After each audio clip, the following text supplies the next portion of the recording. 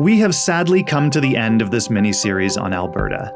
Like I said way back at the start, I was there for just 5 nights, shamefully short time to even scratch the surface of what this province has to offer. We're talking about a place with 5 national parks, more than 100 provincial parks, and 6 UNESCO World Heritage Sites. Home to 587 catalogued vertebrate species, 10 amphibians, 93 mammals, 411 birds, 8 reptiles, and 65 fish, of which I saw, 10? So, to wave goodbye for now to Alberta, I wanted to at least mention a few of the stories that I wish I'd had more time to tell. Alberta is home to the biggest beaver dam in the world, 850 meters long in the remote wilds of Wood Buffalo National Park. It was only found thanks to Google Earth and the tenacity of Jean Thie, who first spotted it in 2007. Matching older aerial photography tells us it's been there since at least 1990.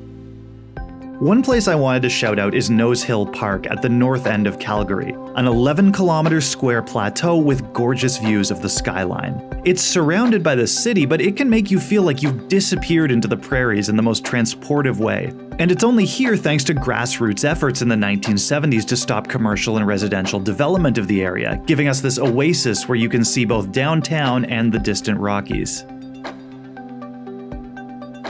We visited Grotto Creek Canyon for the story of their mysterious pictographs. It also has a garden of stone figures left by presumably well-meaning visitors. But these kinds of figures are controversial for 2 reasons. One, they're often built to superficially resemble Inuksuk, which have deep cultural heritage for the Inuit and function as a complex symbolic language, not just a cute "I was here." They're also looked down on by some hikers who rely on purposeful stone cairns to point the way on vague routes. Building them for fun can muddle these messages and even get people lost. So it's just some things to consider before you decide you just have to stack some rocks.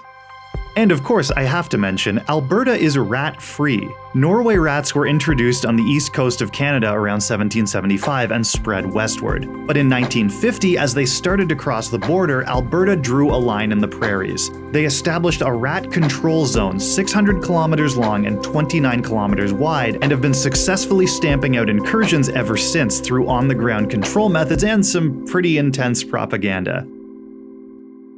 Okay, that is it for Alberta, at least until next time. I cannot wait for another chance to explore it. And I'll be right back here next week with the story of a very strange lake, one of only 12 of its kind in Canada.